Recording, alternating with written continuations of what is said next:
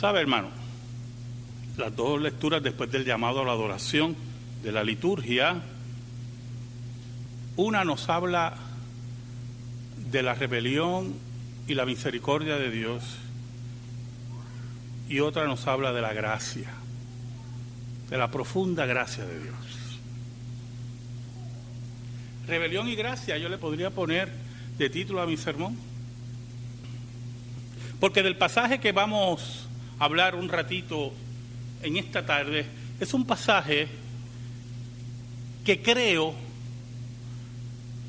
que conjuntamente con Jonás, posiblemente el Salmo 23, son pasajes de los que más se ha predicado en la historia del cristianismo. Yo quiero que me acompañen a Lucas 15 y vamos a leer los versículos del 17 al 32.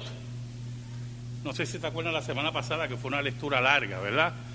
Y este domingo va a ser otra lectura larga. Yo conocí a un profesor de seminario, un holandés, y cuando iba a predicar, yo nunca lo oí, pero me contaban que regularmente leía 2 capítulos de la Biblia. Y los que predicamos expositivamente, pues imagínense, 2 capítulos de la Biblia, pues cuando terminaba uno tenía miedo, pues el sermón debe durar como 4 horas si va a ser un buen sermón. Era una especie de práctica que él tenía, pero se concentraba en unos versículos en particular. Lucas 15, del 17 al 32, dice así la palabra de Dios, en el nombre del Padre, del Hijo y del Espíritu Santo. Y volviendo en sí dijo: ¿cuántos jornaleros en casa de mi Padre tienen abundancia de pan y yo aquí perezco de hambre? Me levantaré, iré a mi padre y le diré: Padre, he pecado contra el cielo y contra ti. Ya no soy digno de ser llamado tu hijo. Hazme como a uno de tus jornaleros. Y levantándose vino a su padre, y cuando aún estaba lejos, lo vio su padre y fue movido a misericordia, y corrió y se echó sobre su cuello y le besó. Y el hijo le dijo: Padre, he pecado contra el cielo y contra ti, y ya no soy digno de ser llamado tu hijo. Pero el padre dijo a sus siervos: sacad el mejor vestido y vestidle, y poned un anillo en su mano y calzado en sus pies, y traed el becerro gordo y matadlo, y comamos y hagamos fiesta, porque este mi hijo muerto era y ha revivido, se había perdido y es hallado. Y comenzaron a regocijarse. Y su hijo mayor estaba en el campo, y cuando vino y llegó cerca de la casa, oyó la música y las danzas. Y llamando a uno de los criados le preguntó qué era aquello. Él le dijo: tu hermano ha venido y tu padre ha hecho matar el becerro gordo por haberle recibido bueno y sano. Entonces se enojó y no quería entrar. Salió por tanto su padre y le rogaba que entrase. Mas él respondiendo dijo al padre: he aquí, tantos años te sirvo, no habiéndote desobedecido jamás, y nunca me has dado ni un cabrito para gozarme con mis amigos. Pero cuando vino tu hijo, que ha consumido tus bienes con rameras, has hecho matar para él el becerro gordo. Él entonces le dijo: hijo, tú siempre estás conmigo y todas mis cosas son tuyas. Mas era necesario hacer fiesta y regocijarnos, porque tu hermano era muerto y ha revivido, se había perdido y es hallado. Oramos. Dios bueno y Dios verdadero, tú que controlas todas las cosas según tu soberanía y providencia, venimos ante ti en el nombre de Jesucristo, el que venció la muerte. ¿Cuántas veces te hemos sido infiel y tú permaneces fiel? Perdona nuestros pecados, sé misericordioso como fuiste con Israel, escóndenos bajo la sombra de la cruz y que tú seas proclamado. Que el Espíritu de Dios, tercera persona de la Trinidad, llegue al corazón de los tuyos para que tú le hables por tu palabra. que salves a aquellos que ya han sido señalados para salvación, y que la palabra se convierta en condenación para aquellos que la rechazan. Porque tú eres juez justo, y nada ni nadie se sostendrán delante de ti. Por Cristo Jesús oramos. Amén y amén. ¿Cuántos sermones hemos oído de el hijo pródigo? Libros se han escrito del hijo pródigo. Y se han sacado detalles de la sortilla, del becerro gordo, y que lo vio de lejos. Hasta yo he predicado de eso aquí. Pero he estado pensando, John MacArthur escribió un libro basándose en parte en el hijo pródigo. Un predicador de Nueva York, en Manhattan, muy famoso, de la PCA, tiene un sermón que a cada rato me lo mencionan. Oiga, y cuando usted va al relato, pues el relato es conmovedor. Creo que es la parábola más grande de Cristo, donde vemos presente la rebelión y la misericordia y la gracia de Dios. Pero hay unos aspectos que nunca debemos perder de vista, y que yo considero que por estar buscándole, con mucho respeto, ¿verdad?, a todos esos predicadores y comentaristas, 5 patas al gato, lo perdemos de vista. El hijo mayor siempre lleva la de perder en todos los sermones. En todos los sermones, hermano. Desde que simboliza a los fariseos, a que era un legalista, a que era un malagradecido. Olvídese, yo he ido, ese pobre muchacho, yo espero que sea salvo. Pero muchas veces perdemos de vista varios detalles. Número 1, hermano. El hijo menor fue un malagradecido. ¿Usted me está escuchando? Era un engreído y un malagradecido. Así de sencillo es esto. Se aprovechó del amor de su padre y la debilidad de su padre, porque independientemente de lo que diga la ley de Moisés, el padre podía esperar y decirle: no, perdóname, cuando yo muera, tú coges esa herencia. Y el hijo, sabiendo, embelesado por el mundo, por las amistades, por lo que le ofrecían fuera de su casa era una cárcel para el hogar que su padre le había ofrecido, el hogar que él había trabajado, su padre, para que ellos estuvieran cómodos y felices. Es interesante porque el pasaje no menciona a la madre. Y posiblemente el padre era viudo, o Cristo perseguía, que es lo que da a entender que el padre simboliza a Dios. Todas esas comodidades, todo el trabajo de su padre, un hombre que aparentemente era rico, y ese hijo menor, irresponsable, ciego, engreído, decide gastar su herencia en vida como le daba la gana. ¿Sabe? Cuando hablo con personas que están envueltas en seguridad en Puerto Rico, policías, detectives, fiscales, que he hablado con ellos, ¿sabe lo que me dicen? Que el gran porciento de asesinos, de gatilleros en Puerto Rico, son niños. Cuando digo niños, son adolescentes, jóvenes. Y me dicen, son personas que se le entrega en la mano un arma, y como son jóvenes impetuosos, que no miden las consecuencias, le quitan la vida a cualquiera. Le entregan un poder que no deben tener. Y una vez hablaba con una maestra, yo decía, por eso son adolescentes. Y le decía, ¿tú no ves lo que significa la palabra adolescente? Adolece. Adolece de tener cabeza clara.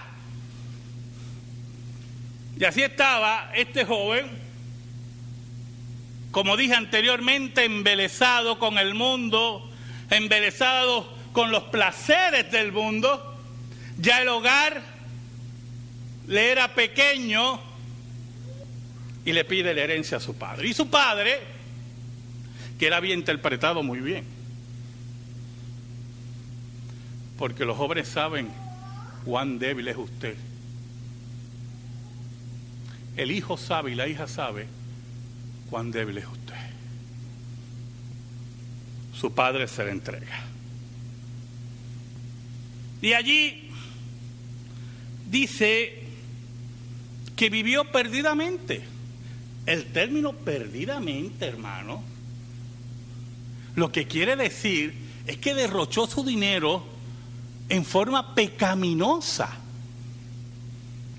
Y se lo digo porque acabo de leer un comentario y el comentarista nos dice que cuando el hijo mayor lo acusa de perder su dinero con rameras, había levantado falso testimonio.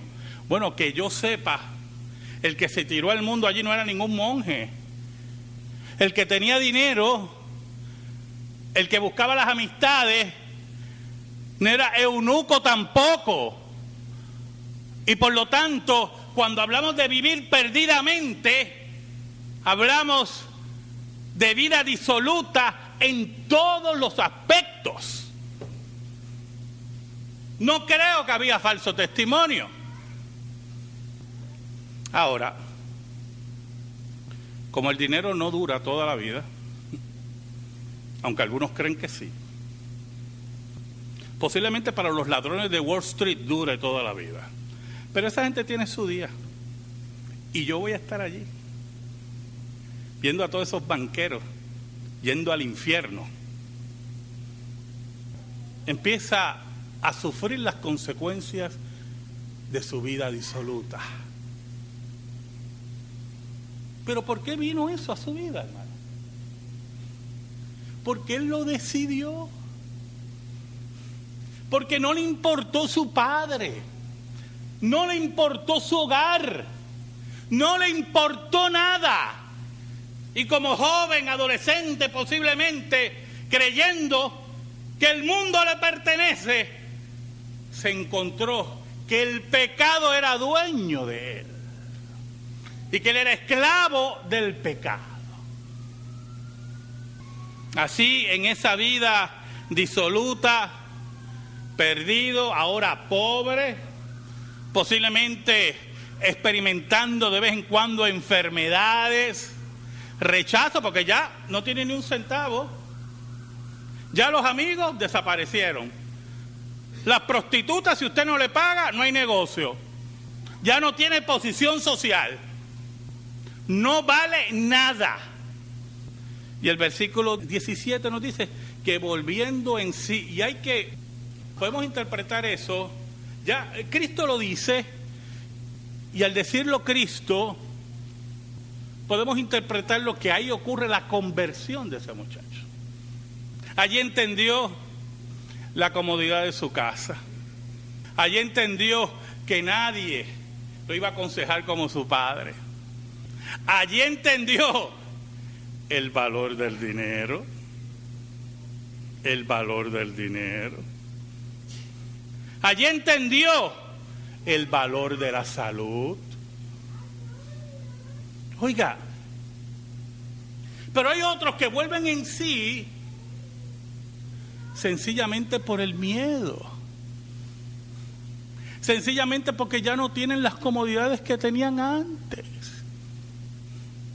Y la ventaja que tiene este joven en el relato fue que Cristo lo cita. Entonces, se da cuenta que se está muriendo de hambre, que ya no vale nada, vuelve en sí, metanoía, cambio de pensamiento, se convierte y dice, yo voy a mi padre. Y entonces creó una pequeña oración.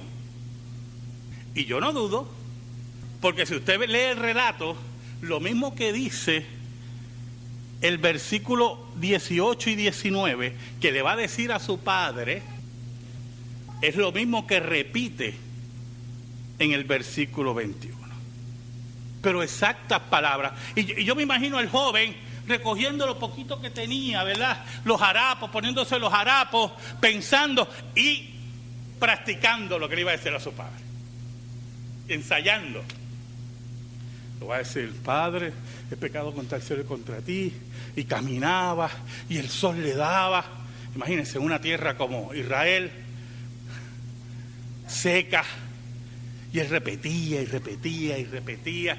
Y yo me imagino, hermano, que esa repetición iba profundizando en su psiquis. Iba profundizando. Su rebelión contra su padre, su interés mezquino de la herencia, se convirtió en sal y agua. Este engreído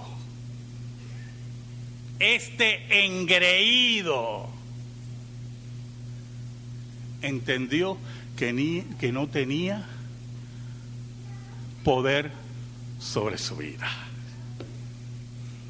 Oiga, y cuando llegó ante su padre, imagínense, ese hombre de corazón blandito, saca el mejor vestido, le pone el anillo, y usted sabe todos esos significados, el becerro más gordo, pero hace una fiesta, porque él consideraba que la vida perdida de su hijo lo había llevado a la muerte. Pero para él era una resurrección. El que ya había considerado perdido, muerto, estaba presente delante de él. Era la gran misericordia de Dios, el gran símbolo del amor de Dios ante la rebelión de este joven. Pero pasa algo. El hijo mayor, escuche bien, estaba en el campo y cuando vino, dice el versículo 25, pregunta, ¿verdad? ¿Qué está pasando? El versículo 25 y 26. Y le dicen, tu hermano ha regresado, el que creía muerto, y han matado el becerro para él, el más gordo. Y él dice en la Biblia que el hijo mayor se enoja. A mí me gustaría que usted se pusiera en el lugar del hijo mayor.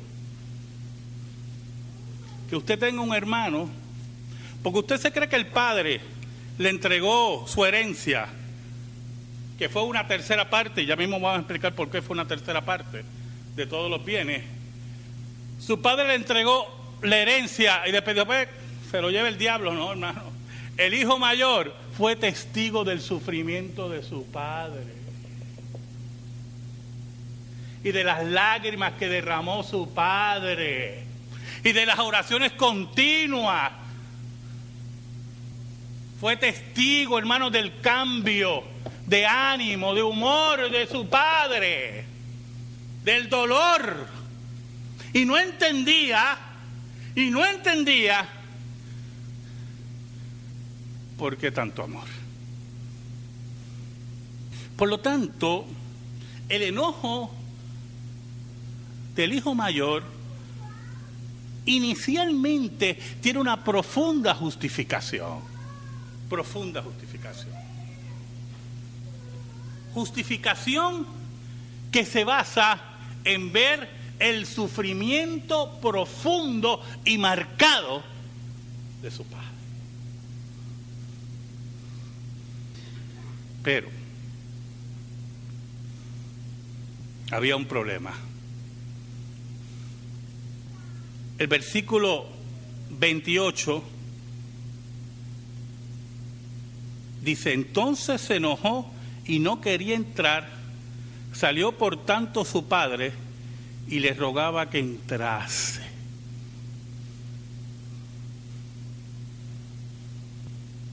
Este hijo, que decía que siempre había obedecido a su padre, ahora no lo quería obedecer.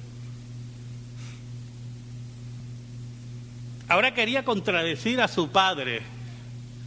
Este hijo, escuche, miren qué interesante, este hijo quería corregir a su padre. No estás haciendo lo correcto, en pocas palabras. Le estás dando premio a este. Y lo interesante es lo que viene después, el versículo 29 y 30. Mas él respondiendo dijo al padre: he aquí tantos años te sirvo. ¿Usted sabe lo que dice el original? Tantos años te he trabajado como esclavo. Yo no sé si usted entiende la connotación. Aquí yo he dado la vida y por lo tanto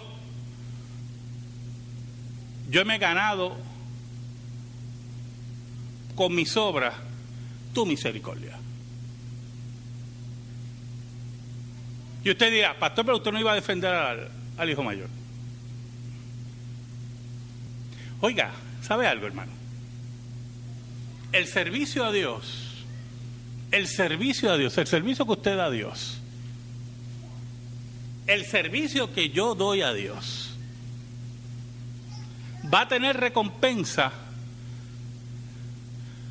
porque en el último análisis, desde el punto de vista bíblico, las recompensas que Dios va a dar es Dios premiándose Él mismo en nosotros. Vamos a ir aclarando eso, ¿yo?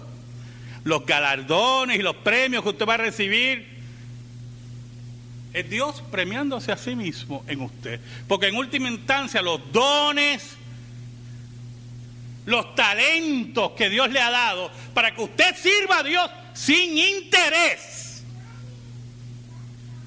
son eso mismo, dones y talentos, regalos de Dios, inmerecidos, que usted no merece. Y este muchacho, escuche bien, este muchacho era diligente con su padre, era diligente en el campo, era diligente en la granja, era fuerte, obedecía porque su padre fue diligente con él. Cuando usted no es diligente con sus hijos y no es responsable con sus hijos y no es disciplinado con sus hijos, usted va a pagar las consecuencias. Pero eso que tenía ese muchacho, esos dones que tenía ese muchacho, que los ejecutaba sirviendo a su padre, es porque su padre lo había criado, lo había alimentado, lo había fortalecido, le había enseñado la palabra y el temor a Dios. Y cuando dice: no habiéndote desobedecido jamás, y nunca me has dado ni un cabrito para gozarme con mis amigos. Posiblemente nunca hubo una desobediencia mayor en la vida de este muchacho. Todos los hijos desobedecen, a menos que le hayan hecho una lobotomía y lo tengan ahí sentado. Todos los hijos desobedecen, ¿oyeron? En mayor o menor grado. Pero él lo que hacía era, escuche, compararse con el ingrato, el engreído. Yo soy mayor que este y tú no me has dado ni un cabrito, porque él que tiene derecho, dice: yo tengo derecho. Usted que está ahí tiene derecho ¿a qué? Oiga,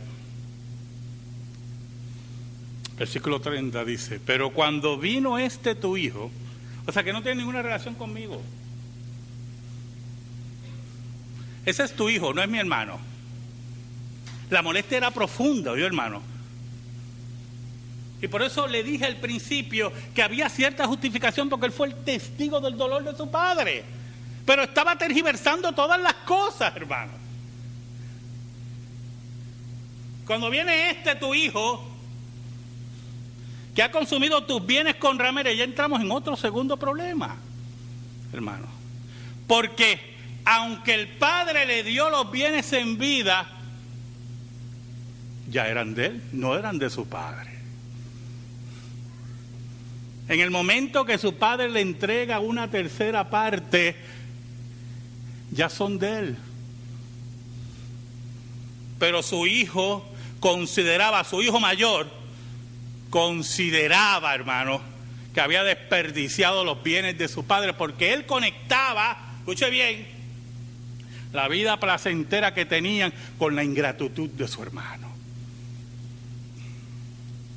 Con rameras has hecho matar para él el becerro gordo.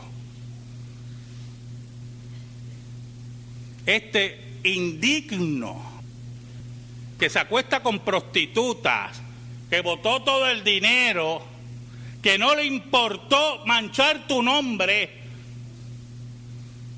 y tú lo premias con el becerro gordo. Póngase en el lugar de él, olvídese del otro ingrato. Usted póngase en su lugar y no me diga que no ha tenido hermanos así.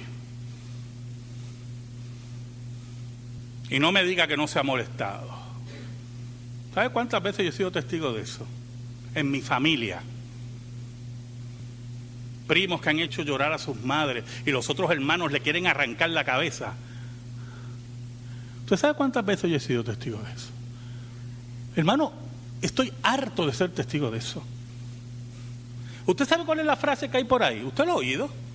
Cuando un matrimonio tiene muchos hijos, 4, 5, 3, que es una gran bendición. Siempre, la frase que... ¿Usted no lo ha oído? Siempre hay uno. De todos esos hijos, siempre hay uno. Y estaba ese hijo molesto, indignado, pero presentando sus credenciales de obras. Yo me merezco esto. El versículo 31, mire cómo dice.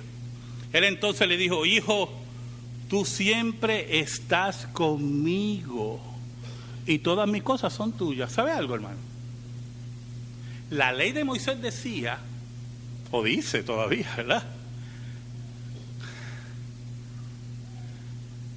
que el hijo mayor, el que abre la matriz, el primogénito, en la herencia recibe el doble. ¿Oyó? Por eso, si estamos hablando de 3 aquí, el padre, el ingrato y el mayor, por eso el padre le dice: todo lo mío es tuyo, porque las otras 2/3 partes, tú eres el heredero. Tú eres el heredero, hermano. ¿Qué le está diciendo, hermano? Mira, tú no entiendes. Nosotros estamos celebrando hoy, pero tu hermano va a pagar las consecuencias.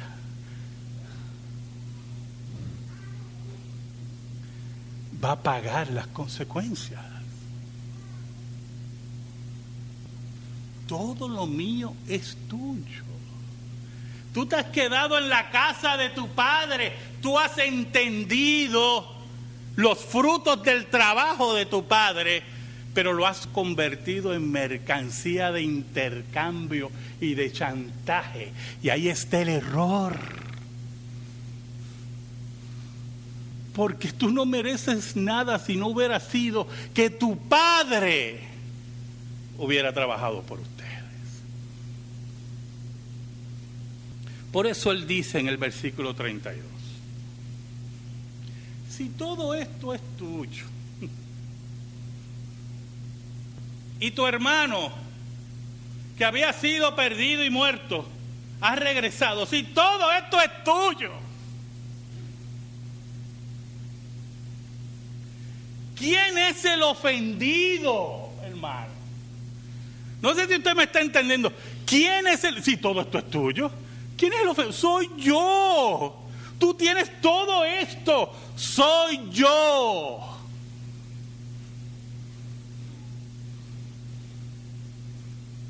Por eso él le dice en el versículo 32, Tú lo tienes todo, por eso es necesario hacer fiesta. Y regocijarnos, porque tu hermano era muerto y ha revivido. Se había perdido y es hallado.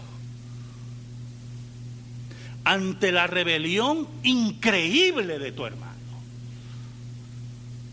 lo engreído y lo abusador de los sentimientos de tu padre, a pesar de todo esto, tú estás disfrutando por haber obedecido. Todavía te falta algo. No entiendes lo que tienes, porque lo que tú tienes crees que te lo has ganado. Ese es el problema del mundo allá afuera, hermano, que no entiende el amor de Dios, que no entiende la misericordia de Dios, y creen que todos se lo han ganado. ¿Sabes algo? Nada de nada nosotros hemos ganado. Y si Dios, en su inmensa misericordia y soberanía y providencia, nos ha mantenido en su casa, escúchame, ¿con qué tú y yo le vamos a poder pagar? Amén. Gracias te damos, Señor. Que tu palabra eterna siempre esté en nuestra vida y en nuestro corazón. Por Cristo Jesús. Amén y amén. Estamos en silencio, hermano.